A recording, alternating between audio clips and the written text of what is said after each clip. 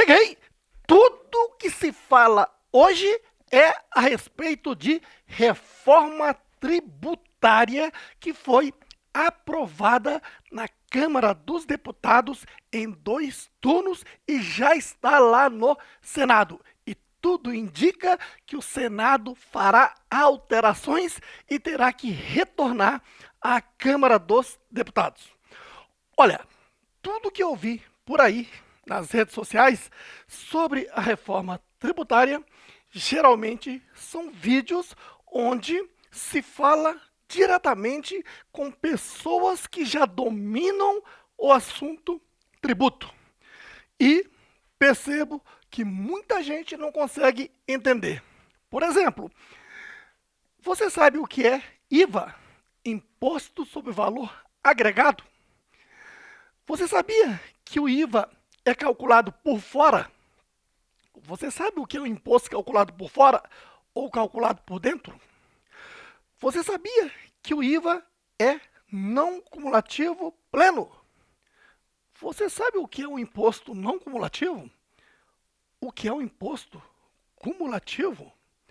Olha, por isso mesmo é que este vídeo é direcionado para você que é contador, para você que é tributarista, mas principalmente para você que nunca ouviu falar em tributo, não sabe nada sobre tributo, assim como foram os deputados que votaram essa reforma. Porque esses deputados aí votaram a toque de caixa, sem ler, sem nada entender do assunto. Então, agora eu vou fazer você entender. Por isso, antes de adentrar no assunto reforma tributária, eu vou te dar a base necessária, buscando lá no direito tributário rapidamente informações para te preparar a entender com perfeição tudo que está na reforma tributária. Acompanhe. Primeiro, então, eu vou te trazer aqui alguns conceitos básicos até esse ponto aqui do quadro. Só depois é que eu vou entrar no assunto reforma tributária. Beleza? E se você é contador, se você é advogado tributarista, que já sabe tudo isso que eu vou falar aqui, então já pode adiantar o vídeo e assistir daqui por diante. Eu vou falar pausadamente para que todas as pessoas compreendam, mas se você achar que está muito lento, acelere o vídeo também. Beleza? Vamos lá. 1. Conceitos básicos. Em primeiro lugar, vou falar aqui 1.1. Imposto calculado por dentro. 1.2. Imposto calculado por fora. Qual a diferença? Tá aqui. O José telefonou lá para a empresa comercial e perguntou quanto custa a mercadoria. Na ótica do José, ele quer saber quanto que ele terá que pagar para receber em troca a mercadoria. Perfeito? Então, um atendente lá da empresa comercial respondeu assim: José, a mercadoria, de acordo com o nosso catálogo de venda, custa R$100. Eu vou te emitir uma nota fiscal de R$100 e basta você me pagar. O José nem tem ideia, nem tem consciência. O José está igual aqueles deputados que votaram essa reforma, que aqui tem um ICMS incluso. ICMS incluso, base de cálculo, valor da mercadoria, valor da operação, vezes a alíquota de 18% dá R$18. Conclusão, na ótica do José, ele pagou R$100 e ponto final. Na ótica da empresa comercial, ela recebeu R$100, no entanto, R$18 é do Estado. Claro, podendo abater o da entrada, já que o ICMS é não cumulativo e já vou falar desse assunto. Certo? Enfim, a empresa comercial recebe 100, 18 é do Estado. E essa diferença de 82 é da empresa. Entendido? Então, falou-se em imposto calculado por dentro, subentende-se que o imposto está incluso no preço, no valor. Como se identifica isso na lei? Na lei está dizendo o seguinte: o ICMS integra a sua base de cálculo. Ou seja, ICMS integra a sua própria base de cálculo, integra o valor da mercadoria. Esse é um imposto que nós brincamos dizendo, é um imposto burro, que faz com que as pessoas se tornem burras. A pessoa está pagando e não tem a menor ideia, não tem a menor consciência do que está pagando, porque é um imposto de propósito escondido por dentro. Certinho? Agora, este sim, ó, imposto calculado por fora. O José telefonou lá para uma indústria. Porque lá na indústria incide IPI, Imposto sobre Produto Industrializado. E aí, ele perguntou, quanto custa o produto que você fabricou aí? Aí a indústria diz, olha, esse produto aqui, produto, na indústria se fala produto. Por quê? Porque ela pegou matérias-primas e a transformou num produto para venda. A empresa comercial é aquela que compra pronta a mercadoria para revenda, não é isso? Daí, mercadoria. Então, aqui, produto, tá ok? E aí, o atendente aqui da indústria diz, olha, José, o produto, de acordo com o nosso catálogo, custa R$100. Mas como você quer saber quanto que terá que desembolsar, então sou obrigado a lhe dizer que vou ter que cobrar à parte um IPI de 10%, que no caso dá R$10. O total da nota fiscal que eu vou te emitir para você pagar é de 110, José. José, beleza, gostei mais dessa compra do que aquela anterior, porque nesta eu estou enxergando o valor do produto e o IPI que eu estou pagando à parte. E ainda bem, indústria, que você emitiu a nota fiscal, porque esses 10 que eu estou pagando não é para você, é para o governo, é para o Estado, é para a União. No caso, a União. Certo aí? Muito bem. Então, o imposto calculado por fora não está incluso no preço, é cobrado à parte. Esse é um imposto que traz para o cidadão maior consciência, porque ele pega a nota fiscal, o cupom, e está ali o valor do imposto, né, que se soma ao produto que ele comprou. Certo aí? Nota. O imposto sobre bens e serviços, que vai surgir na reforma tributária, e contribuição sobre bens e serviços, são os dois impostos. Estes são calculados por fora, então guarde bem que o que você vai estudar aqui na reforma tributária são impostos calculados por fora. Beleza? Agora, na sequência, 2. Quanto à forma de tributação, temos 2.1, tributação cumulativa, e 2.2, tributação não cumulativa. Qual a diferença?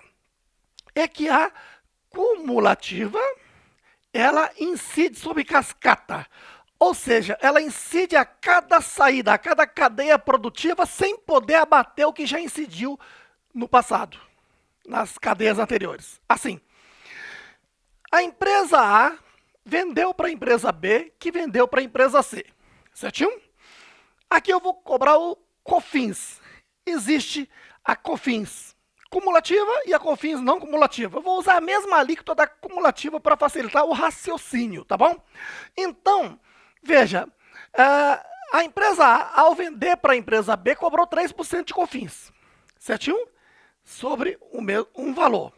Esse mesmo valor foi vendido para a empresa C e houve aqui incidência de mais 3%, a empresa B.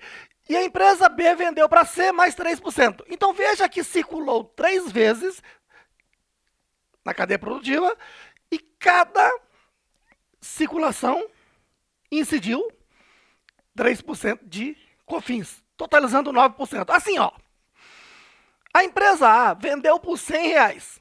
A cada saída incide, tá ok? Então, a venda é uma saída. Incidiu 3%, vai ter que recolher COFINS de R$3 à União. A empresa B, que comprou por 100 e revendeu pelo mesmo valor. Coloquei de propósito o valor para você perceber que esses R$100, só pelo fato de ter saído novamente do outro estabelecimento, já vai incidir 3%. E que vai ter que recolher a União R$3. Certinho? A empresa C, que comprou por 100 e revendeu pelo mesmo valor, pelo fato de ter botado para circular mais uma vez, incidiu 3%. E vai recolher COFINS de R$3 à União.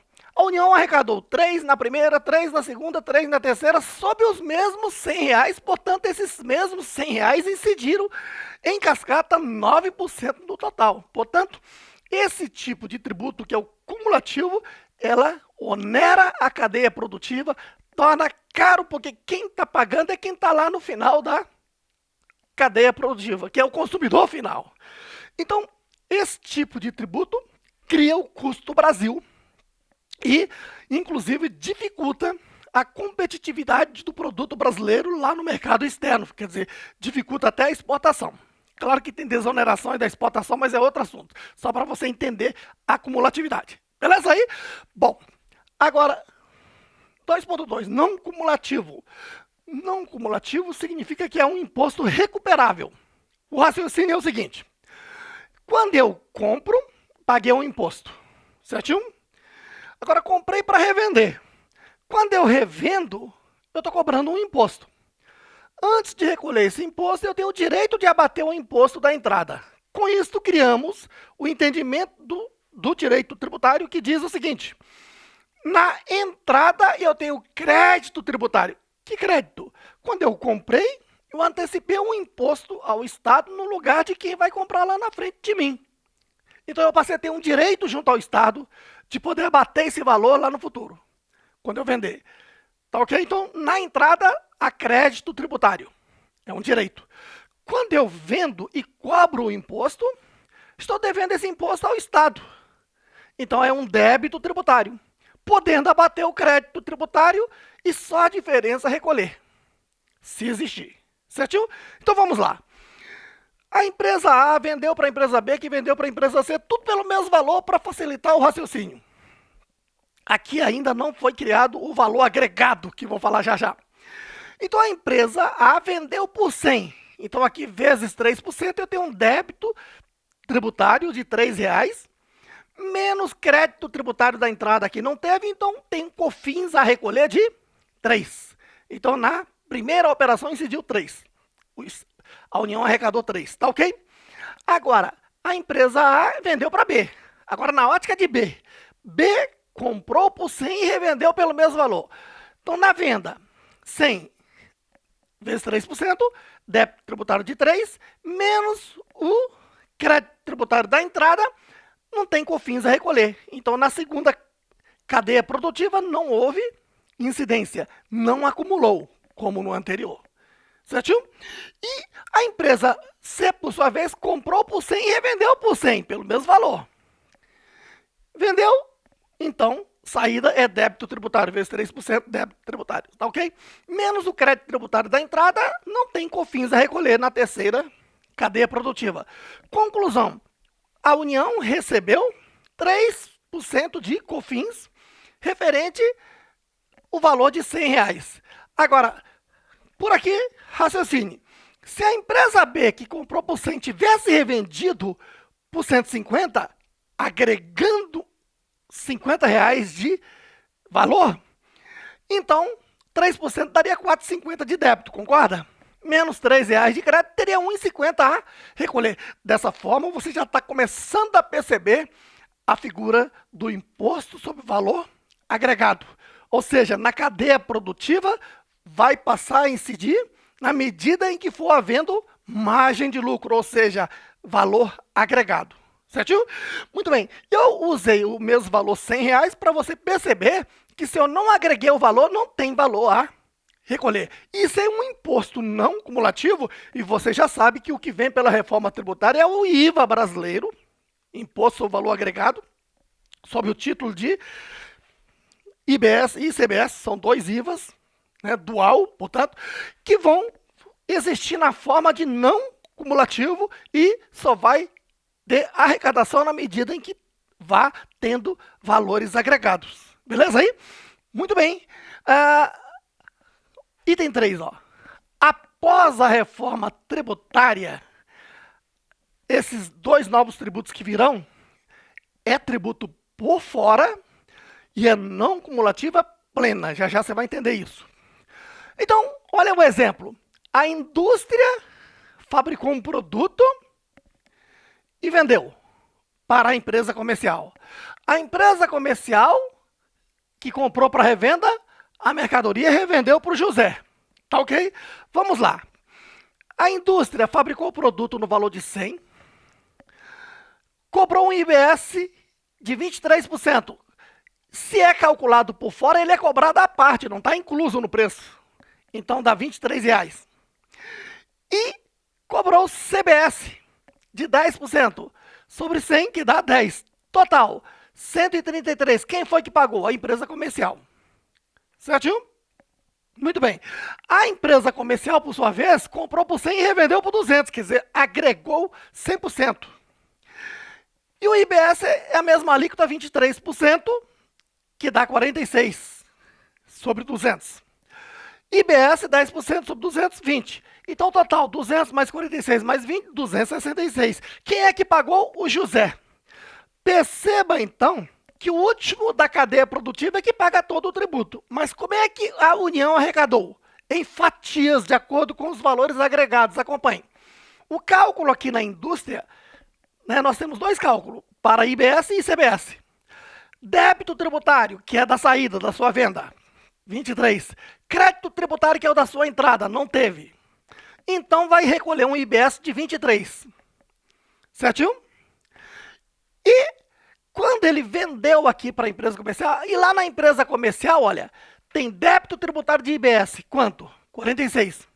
Menos crédito tributário de IBS, 23, vai ter que recolher quanto? 23. Quanto que o Estado e o município arrecadou? Arrecadou 23 mais 23, total 46, pago por quem? Pelo José. Certinho? E o contador da indústria agora vai calcular o CBS.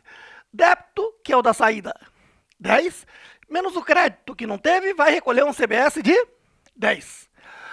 O contador da empresa comercial teve débito de CBS 20, menos crédito de CBS 10, vai recolher um CBS de 10. Conclusão, o Estado e o município arrecadou quanto? 10 na primeira operação, 10 na segunda, total 20, pago por quem? Pelo José. Então você está vendo que, né, esse novo tributo que surge será calculado dessa forma. Aí tem o seguinte raciocínio. Quando se diz que é uma não cumulatividade plena, quer dizer o seguinte, que tudo que ela pagou aqui na entrada, que incidiu IBS e ou CBS, vai ter o direito de creditar. Direito de creditar é pegar esse valor e abater do IBS e CBS da saída. Por que eu estou explicando isso? Porque lá no passado, lá em 2002, o governo federal editou a medida provisória 66, transformando o PIS, que era cumulativo, em não cumulativo para as empresas tributadas pelo regime do lucro real.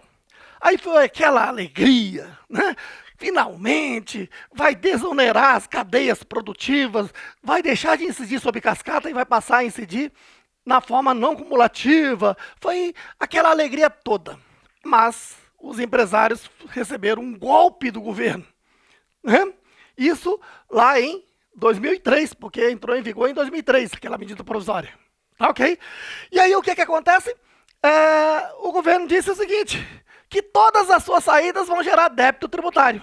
Algumas entradas eu vou permitir que você aproveite o crédito tributário. Portanto, era uma não cumulatividade de fachada, porque o governo queria era arrecadar mais e aí ficou batendo recorde, mais recorde de arrecadação de PIS e posteriormente com a alteração da COFINS no ano seguinte. Da mesma forma, então, houve esses recordes de arrecadação. Tá ok? Uma curiosidade que você talvez não saiba. Olha, PIS cascata é 0,65%. Na não cumulatividade aumentou para 1,65%. Tá ok? Aumentou 1%. Aí depois, naquele tempo, o ministro da Fazenda, o Palocci, quis aumentar a COFINS também. Ele falou, mas como é que eu vou explicar para o povo que eu tenho que aumentar essa COFINS aí? Em que percentual? Ele falou, não, fizemos os cálculos científicos, aumentamos para 7,5%. Falei, nossa, a COFINS, que era 3, aumentou para 7,5% na não cumulatividade para empresas do lucro real. Como é que eles chegaram a esse cálculo? Eu, que não tenho nada que fazer na vida, resolvi pegar uma calculadora e encontrei a fórmula científica de cálculo do Palocci, que foi o seguinte: ele pegou, né, o coeficiente do PIS. Qual é o coeficiente do PIS? 1,65 dividido por 0,65 dá um coeficiente, não é isso? Multiplicado pela alíquota da COFINS, né, de 3%, se chega a 7,5%. Enfim, teve essa alta, cara. Porque aumentar o PIS de 0,65 para 1,65, razoável. Aumentar a COFINS de 3 para 7,5, onde é não cumulativo, mas só pode abater alguns créditos. Então teve uma alta carga tributária. Então isso foi um golpe tributário e a preocupação é que a CBS e IBS, que passa a ser chamada não cumulativa plena, colocada em Constituição Federal, que em lei complementar o governo venha a dar algum golpe nesse sentido. Essa é a primeira preocupação que deve haver. Tá ok? Calma que ainda nem falei da reforma tributária, mas já estou te antecipando uma das preocupações. Beleza? Bom, agora, veja, essa reforma vem, claro, por meio de uma PEC, proposta de emenda constitucional. Tá ok? O raciocínio funciona assim. Nós temos a Constituição Federal, que é a lei maior. Tá ok? Que trata de todas as áreas, inclusive a área tributária. E a Constituição cria as competências tributárias. E aí, então, se está alterando uma competência tributária, então é necessário uma, né, proposta de emenda constitucional, uma PEC, para alterar aquela Constituição. Abaixo dela está a lei complementar e lei ordinária, que não tem hierarquia entre elas, mas a lei complementar é para complementar o que está na Constituição. Tá ok? Isso quer dizer, então, que depois da reforma tributária tem que vir uma lei complementar regulamentando essa mudança. Certinho? Aí depois vem as regulamentações, obrigações acessórias lá por meio de decreto e instrução normativa, que hierarquicamente está abaixo aqui de lei complementar e lei ordinária. Bom, a PEC que foi aprovada aqui é o seguinte, ó, porque fica aquela pergunta, né? Essa reforma tributária é do presidente Lula? É do ministro Haddad? É do governo do PT? Não. Por quê? Porque primeiro que nós tínhamos lá desde 2019 a PEC 45, lá na Câmara dos Deputados, e a PEC 110 lá no Senado, certo? Bom, a 45 é que foi, né, desidratada, alterada e chegou nesse modelo aqui que nós vamos analisar. Bom, aí sempre é um deputado, né, um parlamentar como autor. Então a PEC 45 foi o deputado lá do MDB, Baleia Rossi, que até concorreu à última eleição para presidente da Câmara. Tá? Ele é o tal do autor do projeto, mas não foi ele quem fez, claro, foram especialistas lá da Fundação Getúlio Vargas. Tá? E a PEC 110, o autor, o deputado Luiz Carlos Rauli, o mesmo que foi o autor do projeto da Lei Complementar 123 do Simples Nacional. Bom, a diferença é que a PEC 110 ela é mais completa em termos de aglutinação de tributo, que ela pegava 9 tributos e transformava em um só. E já a PEC 45 pegava 5 tributos e transformava em um. Aí o governo pegou e fez alterações. E aí, então, para você entender, ela chegou aqui, ó, a PEC com as alterações que o governo fez, de última hora aí, você viu? Começou aquela primeira semana de julho e os parlamentares já doidos para sair aí de recesso. E começou aquela discussão que não, temos que aprovar essa reforma tributária, temos que aprovar, é hora, essa é agora, tem que ser agora. Enfim, a PEC, né, o presidente da Câmara deu tanto valor a isso aí que ele simplesmente fechou a Câmara para nenhuma outra atividade, para ficar focado só nisso aí de segunda a sexta-feira e acabou aprovando em 2 turnos na Câmara na sexta-feira.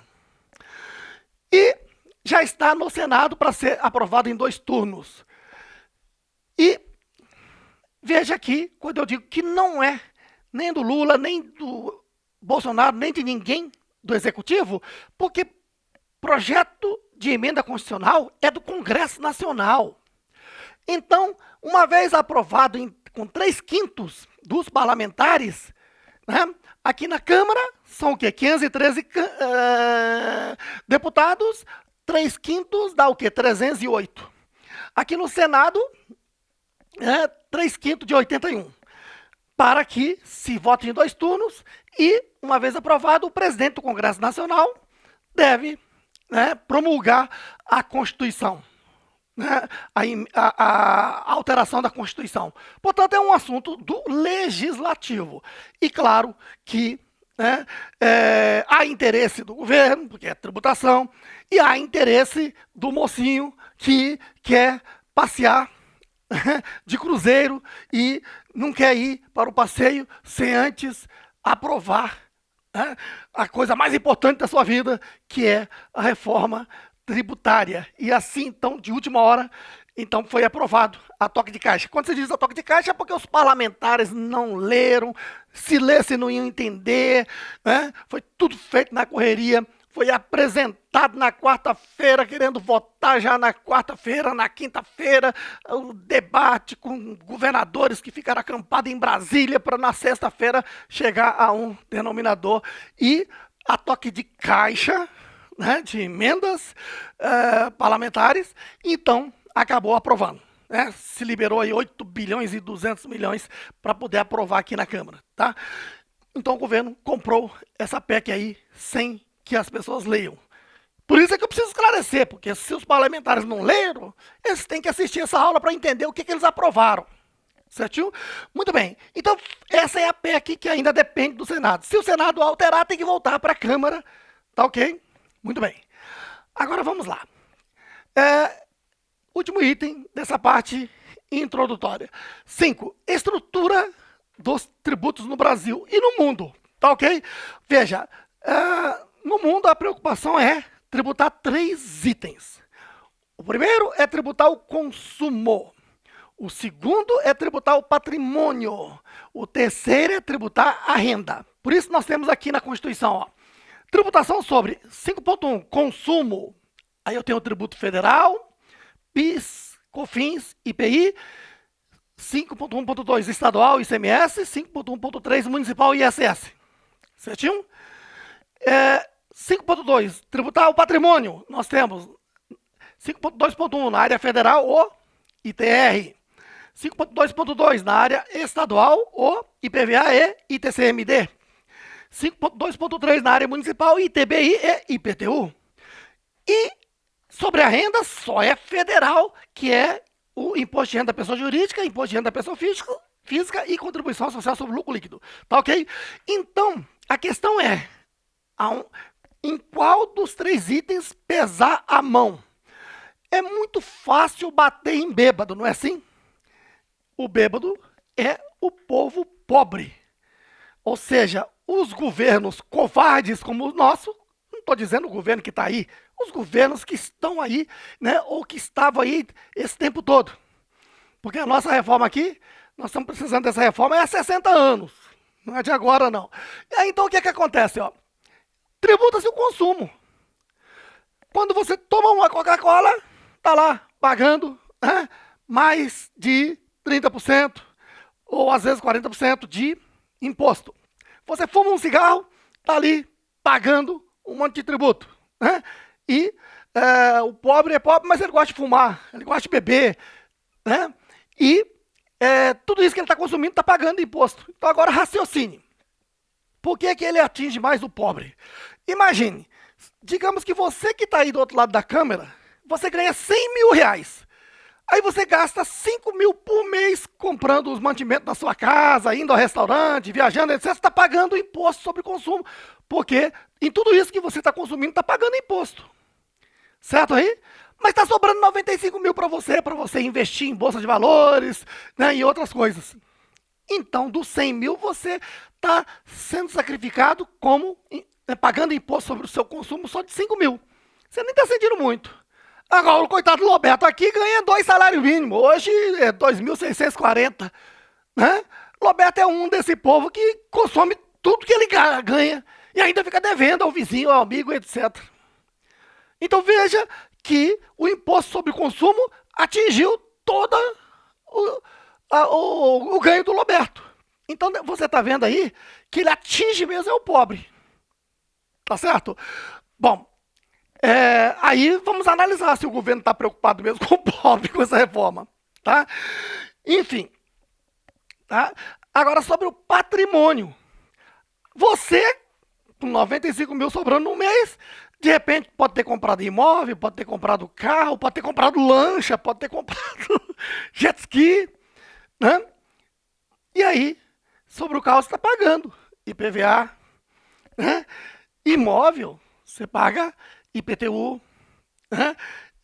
ITBI no momento da compra, certo? E sobre a sua renda, você está pagando imposto de renda. O Roberto ganha 2 salários mínimos, então ele está naquela alíquota zero, não tá pagando imposto de renda, mas todo o ganho dele está indo para o consumo. Você está tendo uma parte da sua renda tributada pelo imposto de renda, outra parte você ter comprado patrimônio, está pagando sobre o seu patrimônio, e você está consumindo alguma coisa, está pagando sobre o consumo. Mas o pobre do Roberto está pagando só sobre o consumo e ainda está devendo todo mundo. Estão percebendo aí?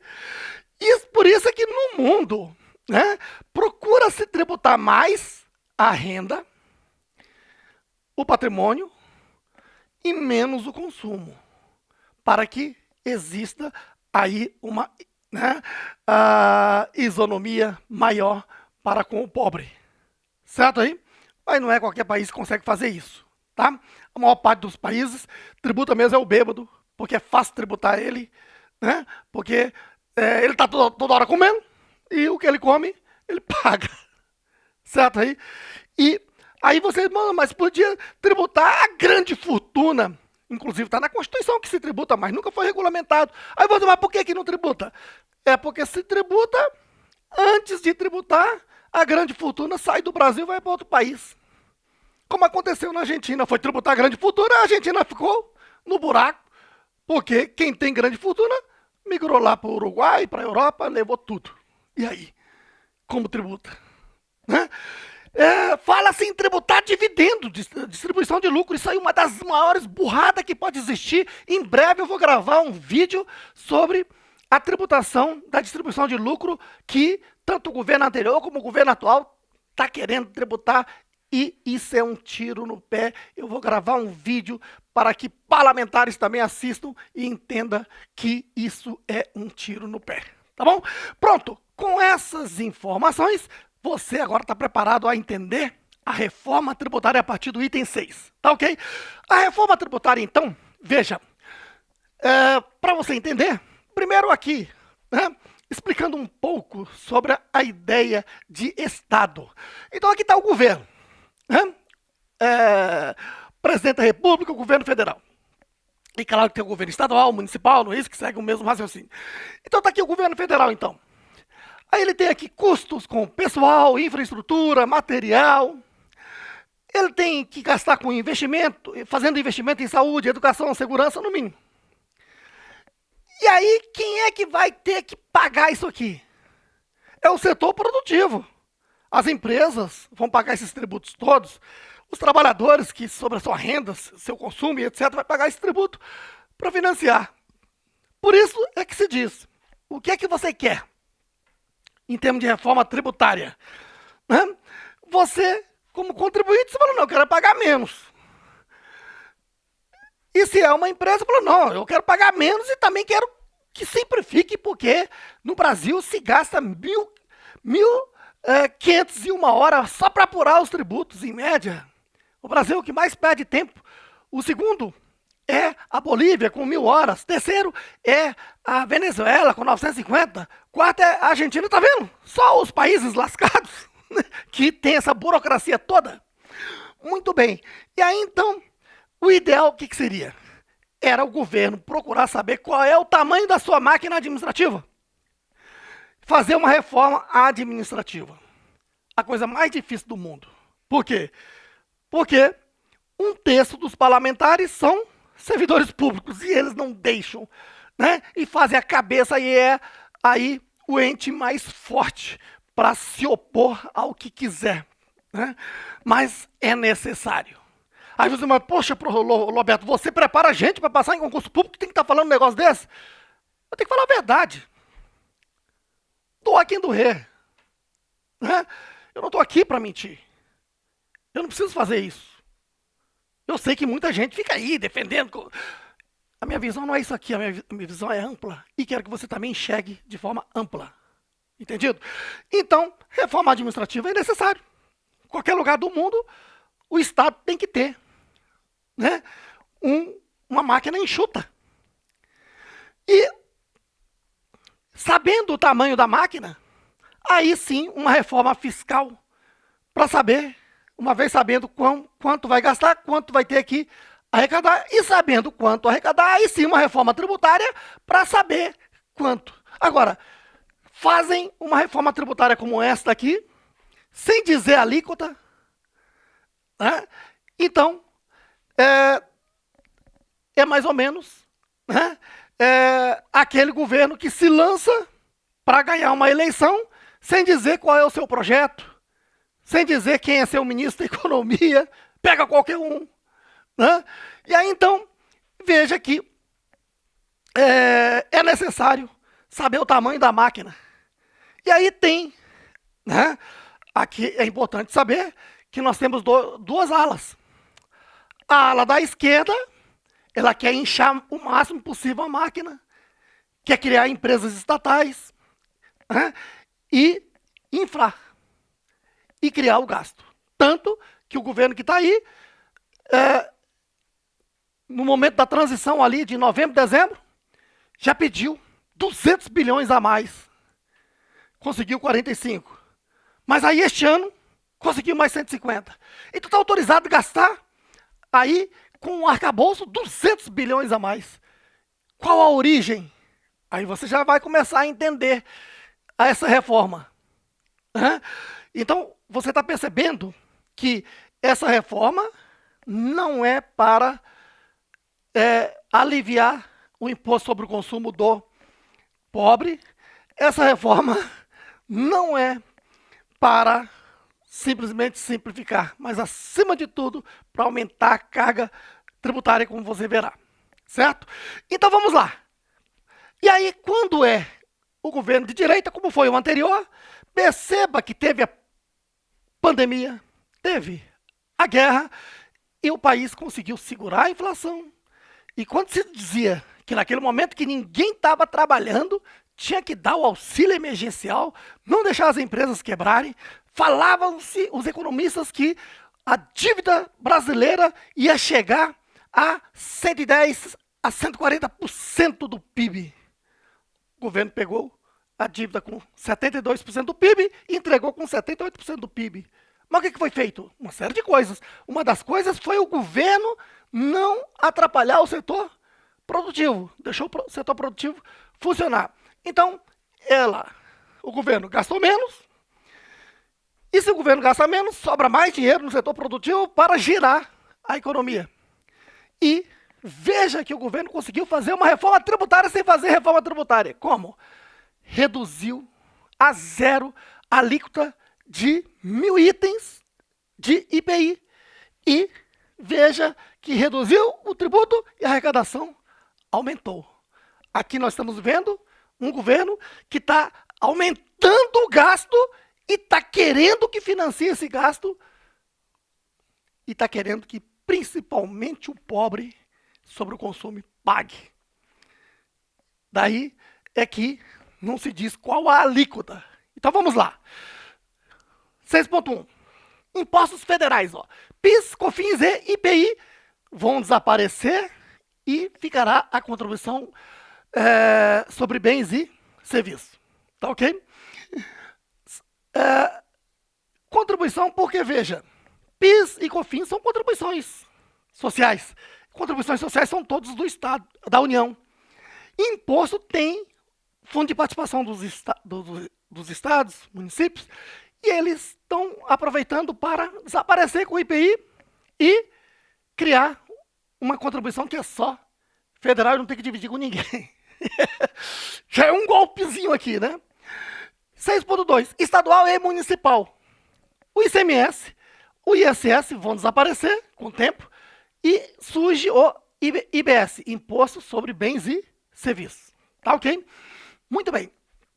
E esses impostos aqui vão surgir como IVA, Imposto sobre Valor Agregado. Então, ele é um não cumulativo, mas que só na medida em que for agregando valores é que vai ter arrecadação. Entendido? E mais ainda, ele é calculado por fora, ele vai aparecer à parte assim na nota fiscal e não incluso no preço. Tanto CBS como IBS, então daí nós chamamos de IVA dual.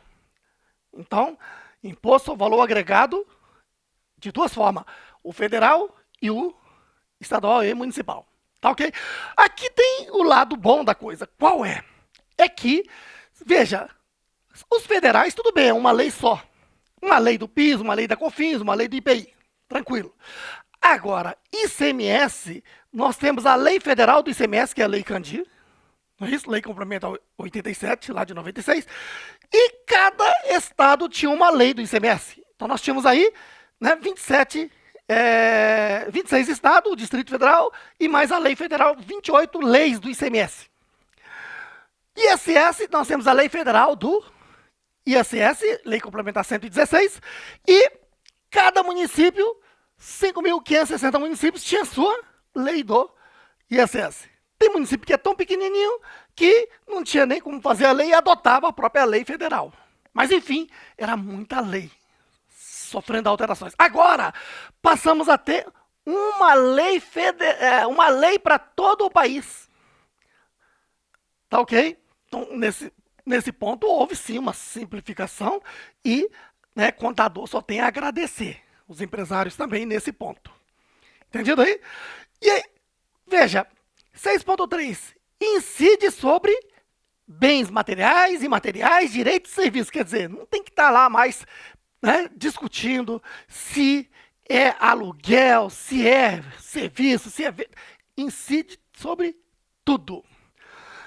A exportação está isenta. Aqui funciona igual ICMS e ISS, principalmente ICMS, né? Porque a exportação no Brasil estava isento de PIS, COFINS, IPI, ICMS, né? Só que, no caso do ICMS, quando eu exporto, é isento. Mas se eu comprei e paguei ICMS, né, eu tenho um crédito de ICMS que não consigo abater, já que a saída é isenta. Eu podia compensar com as vendas internas. E posso fazer o mesmo aqui com a exportação, ou então pedir ressarcimento. Certo aí? A legislação é única, como eu falei, uma lei só do IBS, uma lei para a CBS. Então, aprovado a reforma constitucional, né, a PEC, nós teremos uma lei complementar do CBS e uma lei complementar do IBS, lei única. Tá ok? Aí tem o seguinte, ó. Vamos para cá primeiro. 6.11, estrutura de alíquotas. Nós teremos aí uma alíquota única, uma alíquota padrão, para ser aplicada em todos os estados. Se falar que é 20%, 20% em todos os estados. Se falar que é 10%, 10% em todos os estados. Claro que esse percentual aí, somando os dois, vai chegar a uns 30%. Mas enfim, tá? Vamos supor que o alíquota padrão seja 10%, para facilitar. Aí tem uma segunda alíquota que é com redução de 60%. Então, 10 menos 60%, 40%. Cobra-se, então, 10% menos 60% de 10, 6, não é isso? Então, cobra-se 4%. 4% sobre a atividade de transporte, saúde e educação. Certinho? E tem redução de 100% ou alíquota zero para produto da cesta básica, atividade de educação superior que atende à lei do ProUni. O que é isso? Uma faculdade, universidade privada que cumpre as funções de uma universidade pública, de oferecer bolsa de 100%, oferecer bolsa de 50%, conforme os critérios para a população pobre. Então, estes também ficam isentos do IBS. Certo aí? Além disso, também medicamentos especiais para doença tipo câncer, tá? Também para adquirir equipamento para acessibilidade, pessoas com deficiência. E também uma grande novidade aqui, que é para a saúde menstrual. População pobre requer muito disso. Então, nesse ponto, fazendo a justiça. Mas perceba que é uma só alíquota para todo o país, tá? Com redução de 60% ou redução de 100%, quer dizer, alíquota zero. Aqui uma crítica. Em vez de redução de 100%, quando reduz 100%, então fica a alíquota zero, não é isso? Mas ele é um tributável com alíquota zero. A qualquer momento pode ser criado a alíquota. Por que não colocaram logo como isento na Constituição? Aí não se poderia criar alíquota. Certo? Bom, é uma crítica. Outra crítica, qual é? É que o ICMS é um imposto que incide lá no estado de origem. É um imposto estadual, não é isso? Então São Paulo vendeu para o Piauí. Então o imposto é de São Paulo. Certo aí? Mas aí, Piauí disse o seguinte, que eu preciso que indústria venha para cá. E aí, o Piauí coloca lá uma alíquota baixa, ou então uma redução na base de cálculo, e faz uma guerra fiscal, né? E atrai indústria para lá, para produzir e gerar emprego. Então aquela indústria só vai para lá porque está tendo vantagem, benefício fiscal. Porque ter uma indústria lá no Piauí custa muito mais do que ter em São Paulo. Porque a matéria-prima, né, a maior população está tudo lá, no Sudeste. Uma indústria só vai para lá por esse motivo. Então, a isso, os tributaristas chamavam de guerra fiscal. Como se fosse muito ruim. Já os economistas chamam isso de competição fiscal, que é justo que o Estado, como Goiás, que é só mato, para se desenvolver, para gerar emprego, tem mesmo que baixar o ICMS para conseguir atrair indústrias. Está aí o governador do Goiás reclamando, né? Então, existia essa figura que tributaristas e empresas chamam de guerra fiscal, no pejorativo, e o economista, os bons economistas chamam de competição fiscal. Para um país continental como o Brasil, onde tem região sul e sudeste, que é a região rica do país, o restante, região pobre, economistas achavam necessário. Agora, o que acontece? O imposto passa a incidir lá no destino, para acabar com a guerra fiscal, para atender os tributaristas e imprensa. Certo aí? E, então, é onde está havendo o consumo, é que haverá a tributação, o tributo fica para aquele estado. Só que o estado pobre, se não atrai empresas, indústrias, passa a não ter emprego. Essa população acaba tendo que se migrar para conseguir emprego lá no sul e sudeste. E se esvazia população da região norte, nordeste e centro-oeste. E por isso o governo criou o fundo, né, o Fundo de Desenvolvimento Regional, que é para desenvolver aquela região. Só que é um dinheiro que vai para o Estado, né? E se não pode praticar alíquota diferente, aqui, será a mesma para todas as operações. Quer dizer, aplicar aquela alíquota padrão em todas as operações, né, que todos os estados estão aplicando. E aí, então, o que acontece? As empresas vão deixar de ir para lá, ainda que tenha esse fundo. E a população que mora lá, completou 18 anos, o jovem já vai para São Paulo, Rio de Janeiro, Belo Horizonte. É isso que vai acabar acontecendo. Isso é um problema grave. Eu estou falando para você que é parlamentar, deputado, para você que é senador, veja essa questão aí, que fazer uma alteração dessa pode proporcionar, né, esse massacre com as regiões pobres. Certo? Muito bem. Então, bonito, alíquota padrão, Lei única, simplificou. Né? E tem mais, ó, alíquota própria. Cada ente pode fixar a sua. Então, o Senado Federal cria essa alíquota padrão. E aí, por conseguinte, tem 60%, 100%, não é isso? Tá. O município, o Estado, pode criar a alíquota própria, que não tem que ser necessariamente o mesmo. Mas uma vez criado, será a mesma para todas as operações que eles realizarem, naquele Estado, naquele município. E mais, será cobrado pelo somatório das alíquotas do Estado e do município do destinatário. Então, vamos supor que a alíquota padrão aqui seja 20%. Tá ok? E aí, o município resolve cobrar, né, 10%. E o Estado... o município resolveu cobrar 5% e o Estado 5%, totalizando 10%, para tentar atrair a empresa para lá. Né? E aí o que acontece? Vai ter que cobrar, aplicar esses 10% para todas as operações, porque tem que somar essas alíquotas e aplicar. Certo aí? Isso vai ser uma boa. Será que isso vai mesmo atrair empresa para lá? Porque, de repente, a empresa vai para lá, mas ela é uma atacadista, ela é uma indústria. Ela fabrica ali calçado, por exemplo, para vender para o país inteiro. O imposto não vai ficar para aquele estado. Porque o imposto é do estado destinatário. Então não resolve. Né?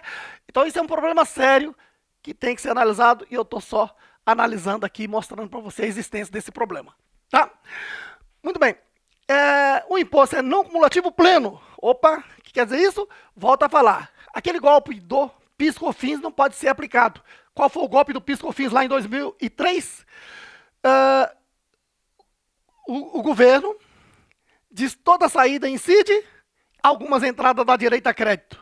Se fizerem isto, vai acabar quebrando o nosso IVA. Via de regra está dizendo que não pode. Será que o governo federal vai obedecer? Será que o governo federal vai editar leis que vai cumprir? E se não cumprir? O Supremo vai dizer o quê? 6.9. Não pode conceder incentivos fiscais. Olha só. Não pode conceder incentivos fiscais. 6.10. Cria-se o Conselho Federativo. Aqui teve uma alteração muito grande. Não sei se você viu. Eu cheguei a fazer um vídeo. Assim, cheguei na sorveteria. O povo quis saber, comecei a explicar. Aí um comerciante falou, não, dá para repetir aí, que eu quero gravar aqui para mandar para um amigo lá no Pará. Aí conversei com ele lá rapidinho. E aquilo lá viralizou. 40 minutos depois, estava lá em primeiro lugar no TikTok, estava circulando. O que é que eu me desabafei ali? Falei, olha, é um problema sério aqui. Aqui no Conselho Federativo, aqui tem a União. Tem o presidente da República. Ele vai querer segurar toda a arrecadação do município e do estado e vocês vão ter que vir com pires para pedir a sua parte. Então, os governadores correram para cá, principalmente de São Paulo, Minas Gerais, Rio Grande do Sul, né? E falou, opa, não pode deixar isso. Então eles discutiram e conseguiram negociar e retirar a União. Então, agora, no Conselho Federativo nós temos o quê? 27 estados e 27 municípios. Tá? Outro ponto que os governadores conseguiram é voto ponderado conforme população, porque 60% da população está na região sudeste. Né? E sem os deputados de São Paulo, por exemplo, não se conseguiria a aprovação. Então, o governo teve que ceder. Certo? Então, agora sim, o Conselho Federativo é com membros só do Estado e município, sem a participação do intruso. Certo? Muito bem. Então, foi uma vitória aí, principalmente para quem ajudou a denunciar. 6.11. Estruturas das alíquotas, já comentei. E o imposto é por fora, portanto, é um IVA cobrado por fora. Agora aqui, antes de passar para outros tributos, acompanhe. Simples Nacional foi afetado? Vamos lá. O Sistema Simples Nacional está na Lei Complementar 123 de 2000 6, que entrou em vigor em julho de 2007, e depois veio a Lei Complementar 128, que trouxe para dentro do Simples Nacional o MEI, microempreendedor individual, atendendo o Código Civil, certo?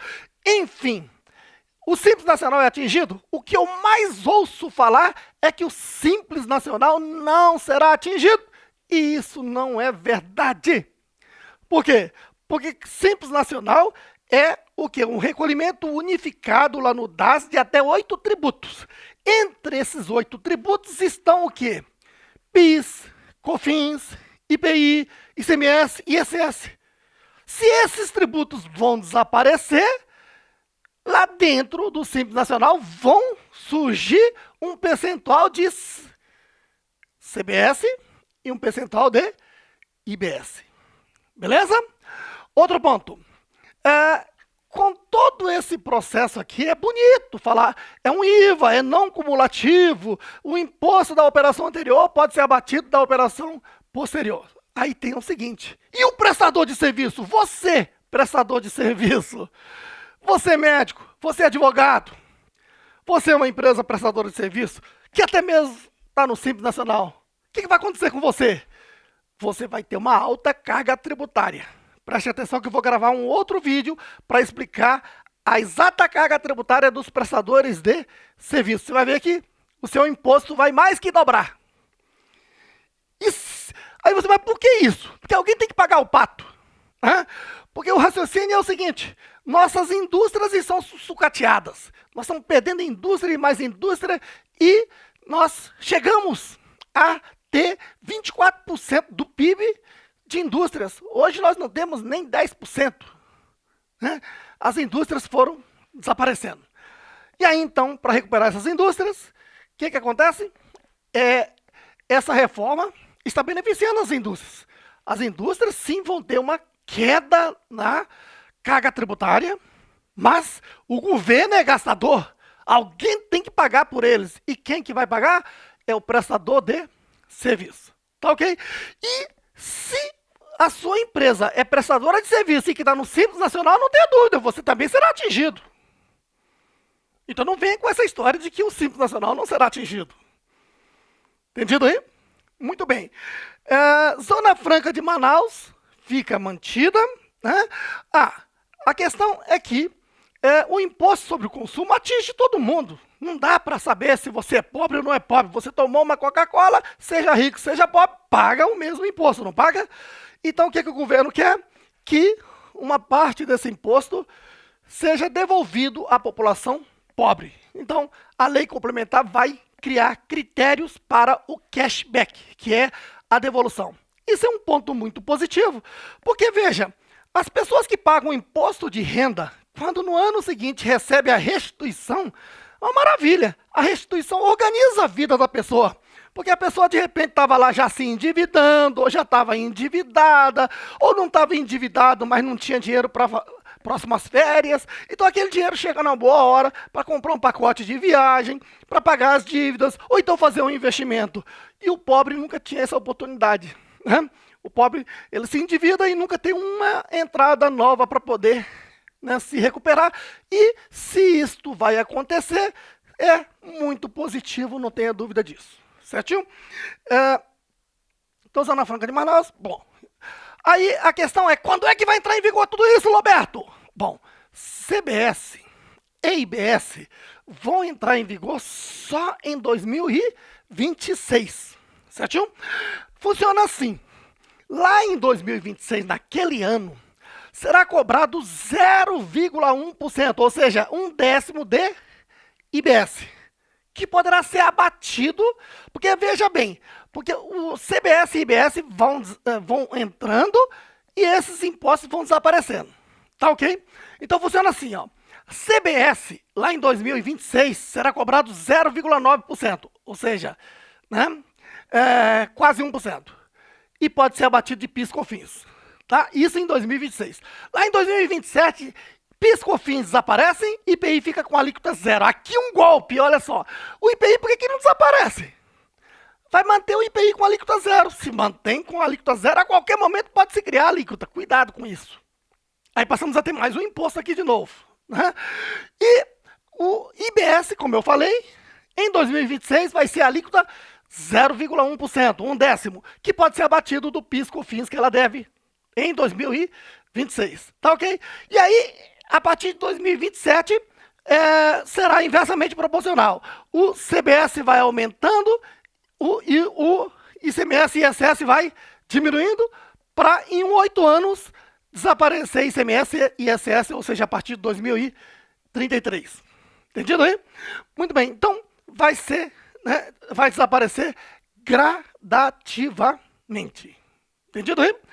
Muito bem, agora sim, vamos para os outros impostos, porque a reforma não está atingindo o imposto de renda, mas está atingindo o consumo em cheio, né, simplificando inclusive, e o patrimônio, tá ok? Aí já fica um recado. Já está nessa emenda constitucional o seguinte, que uma vez promulgado, uma vez aprovado e promulgado essa reforma tributária, né, a PEC da reforma tributária, o governo federal passa a ter 180 dias para reformular aqui uma reforma no imposto de renda. Tá ok? E volto a falar, né? Tanto o governo anterior como o atual quer acabar com o juros sobre o capital próprio e quer tributar o dividendo. Acabar com o juros sobre o capital próprio é um tiro no pé, tributar o dividendo é um tiro no pé. Eu vou fazer esses 2 vídeos em breve e vou publicar para os ignorantes entenderem por que é um tiro no pé. Certinho? Muito bem. Agora sim, então, vamos falar de tributação sobre o patrimônio. Aí nós temos o quê? Esses tributos aqui. Vamos lá. ITCMD, Imposto sobre Transmissão de Causas, Mortes e Doações. Então, se você fez uma doação, quem recebeu a doação tem que pagar o imposto. Ou então, a pessoa faleceu e deixou bens imóveis e móveis. Aí tem a seguinte questão, a questão dos bens móveis. A pessoa podia buscar um planejamento tributário, porque o ITCMD é de 4% a 8%. 8% é o máximo.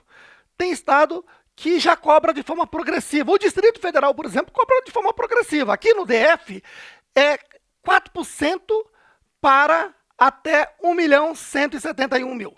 Acima deste valor, até 2.343.000, 5%. E acima deste valor, é 6%. Tá certo? Então, essas são a progressividade aqui do Distrito Federal. Tá? São Paulo, se não me engano, é 4%. Rio de Janeiro também é progressivo. Então, aí ele está dizendo o seguinte, ó, que funciona assim. Para bens móveis, tá? Não pode mais fazer como antigamente o planejamento tributário. Como é que era o planejamento tributário? A pessoa falecia no Goiás e, de repente, o imposto no Distrito Federal era mais barato e ia lá no Distrito Federal e fazia o inventário lá, no cartório do Distrito Federal, extrajudicial, certo? E aí pagava um imposto barato, porque era do local do inventário. Agora não. Agora, tá? O ITCMD sobre bens móveis é no estado onde residia o falecido, o de cujos, tá? E a alíquota progressiva, então, que os estados, que tinha muita discussão da inconstitucionalidade, da alíquota progressiva, mas agora, então, está na Constituição que pode ser adotada uma alíquota progressiva, tá ok? E o que se preocupa é que até agora, por meio de uma resolução, tinha uma alíquota máxima, né? Mas não existe alíquota máxima. Na verdade, pode ser que essa alíquota máxima pode chegar a de países desenvolvidos, porque na Alemanha, por exemplo, chega a 55%. Então, não é mole. 8. IPVA. Impacto ambiental. Então, está criando aí de que IPVA deve ser cobrado mais de quem polui mais. Vamos analisar o que diz a lei que virá regulamentando.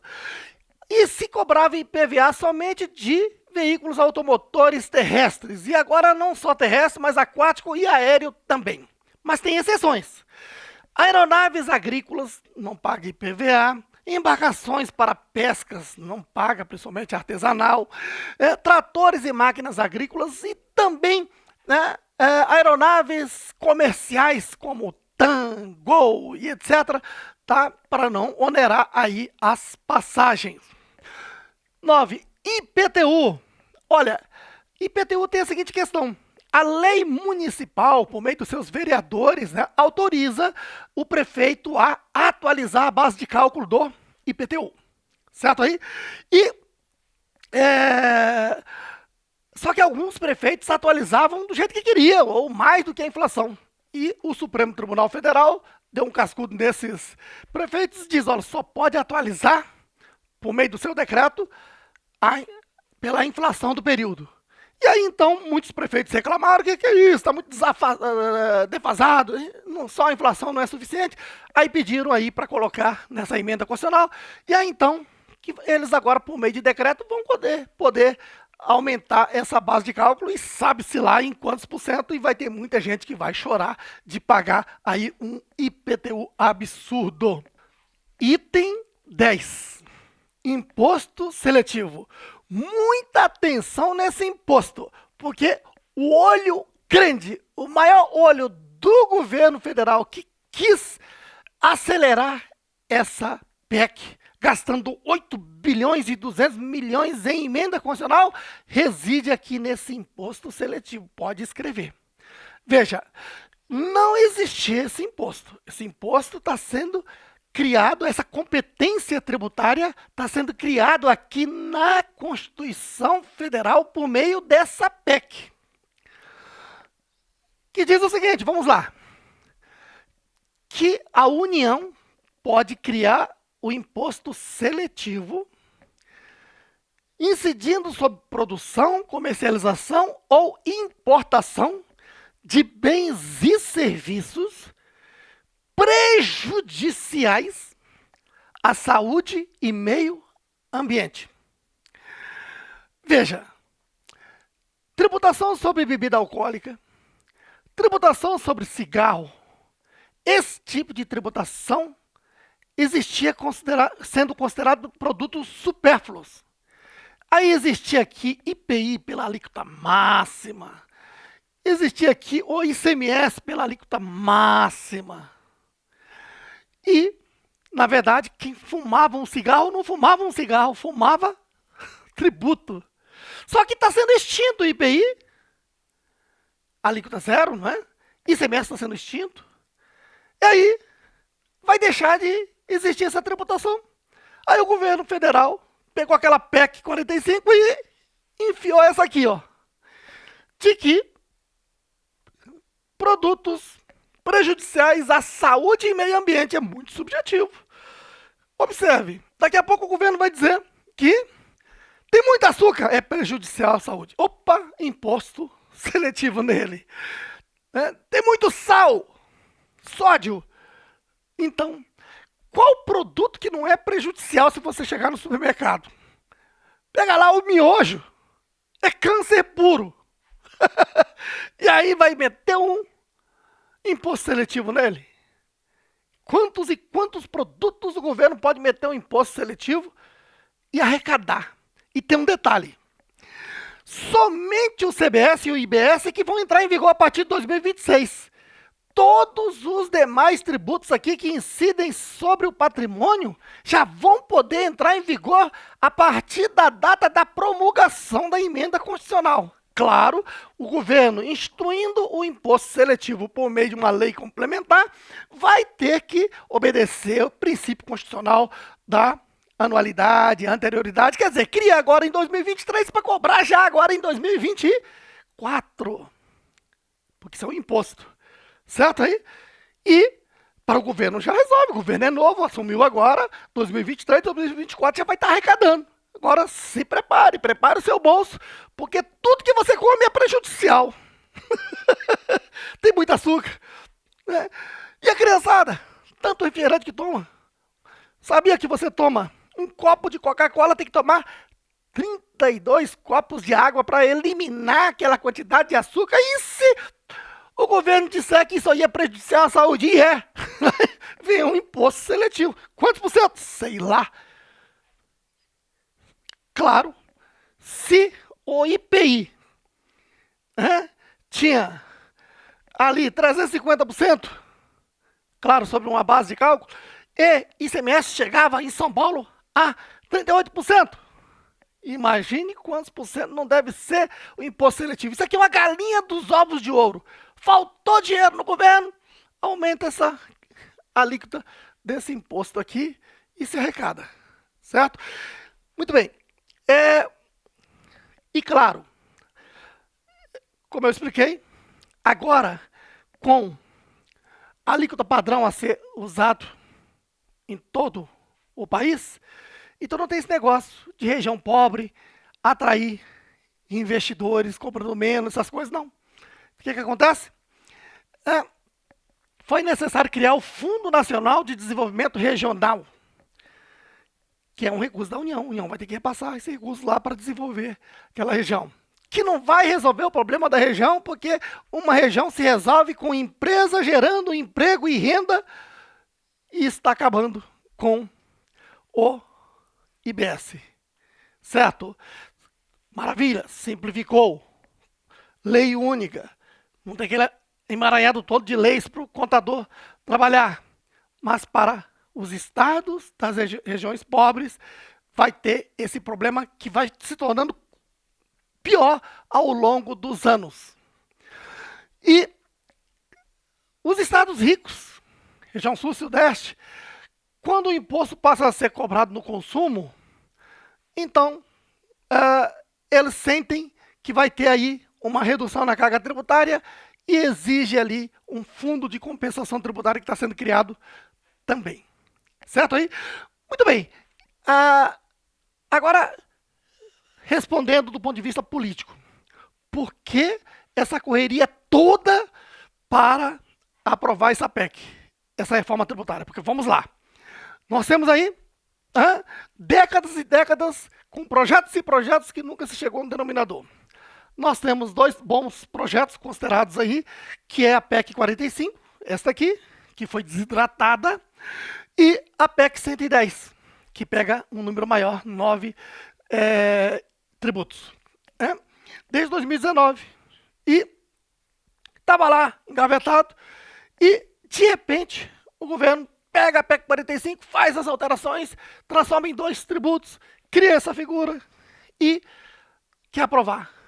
Mas aí tem o rapazinho que diz, não, que eu preciso sair de férias, preciso andar no meu cruzeirão e tenho que aprovar e já tem que sair daqui como um rei. Porque quem aprovar uma reforma tributária vai estar aí como sendo o dono da reforma tributária. E então o presidente da Câmara abraçou essa causa e aquela semana, primeira semana de julho, fechou a Câmara para ficar focado só nisso. Nem a CPMI teve. Muito bem. Então, ele abraçou essa causa. E da parte do governo, o governo, então, fez essas alterações e o que o governo quis com essa pressa aí de liberar 8 bilhões e 200 milhões de emendas constitucionais? Porque os parlamentares foram aqueles bonecos lá que sequer quiseram ler. Eles quiseram a toque de caixa de emenda constitucional. E assim foram comprados e aprovaram. E é bom que você, parlamentar, que você que não leu, porque não conhecia o assunto, ou preguiça, ou estava mesmo de olho na emenda, que preste bastante atenção aqui. E você ainda tem tempo para reverter essas, ou reverter, ou melhorar, ou mudar. Porque está no Senado. Então, da parte do governo, o que o governo quis? Primeiro, inserir esse imposto, que é uma das fontes de renda que o governo precisa para custear os 150 bilhões que a ministra do Planejamento falou que está estourado e se estourar vai ter impeachment. Então o governo precisa arrecadar. Esse é um ponto. Segundo, a economia parou. As concessionárias estão paradas, as montadoras parando, tem shopping já fechando, uma série de coisas acontecendo aí, estranho. Mas tudo isso a partir do momento que o novo governo assume dizendo que quer gastar mais 200 bilhões, sendo que o país estava fechando no azul só em 54 bilhões. Pela primeira vez desde 2014. Em vez de cortar gasto, o governo resolveu gastar e está tentando buscar essa fonte. Então, o que acontece? Com isso, então, a economia, né? Economia que poderia estar bombando, porque o cenário internacional está ótimo. O barril de petróleo de 180 dólares caiu para menos de 100. Os países que estavam aumentando os juros conseguiram segurar o juro até reduzir. E aí, está criando um cenário de o dólar. O dólar aqui no Brasil caiu por quê? Por dois motivos. Né? Primeiro, porque o agro produziu muito do ano passado e está exportando muito e está entrando. Principalmente aí pelas exportações. Esse é o ponto principal. Né? Por enquanto estamos colhendo esse fruto. E o dólar, então, está caindo. Outro fator também é que o juro está alto e, de repente, em países como o Japão, o juro é pequenininho. Né? A pessoa pega dinheiro lá e investe aqui e ganha uma fortuna. E o juro tem que cair, mas tem que cair de acordo com a queda natural da inflação. E a inflação só cai se o governo diminuir seus gastos. Então, o que acontece? O governo quer criar um movimento na economia. Para isso, o governo estava fazendo o quê? Está fazendo a negociação da dívida das pessoas, perdoando dívidas, né, para que 70 milhões de pessoas passem a ter o nome limpo para poder fazer novos créditos e voltar a ter uma economia falsamente movimentada por meio de crédito, como aconteceu lá em 2015, uma questão de tempo, a inflação chegou e gerou a maior recessão econômica. Então o governo está tentando desesperadamente buscar expandir o crédito. Para isso fica atacando o presidente do Banco Central, que está segurando o juro para não disparar a inflação, e com um cenário bom lá internacional, ele tem possibilidade de baixar os juros, é a tendência daqui por diante, né? E aí, ao mesmo tempo, ele quer aí gerar essa expansão de crédito para criar aí falsa movimentação na economia, mas as pessoas não estão comprando carro, não estão investindo, né? Então, daí a correria para aprovar. Esse é um ponto. Outro ponto é que reforma no Brasil só se faz no primeiro ano. Segundo ano, o governo já está desgastado. Alguma coisa aconteceu. E num governo como esse, já vai começar a surgir uma série de escândalos. E aí, segundo ano, já não tem mais o Congresso na mão. E essa é a hora. Principalmente virar o primeiro semestre para o segundo, já ter aprovado pelo menos na Câmara, porque o ideal é aprovar em 100 dias, segundo os especialistas. Então, esse é o motivo da correria, a explicação política, né?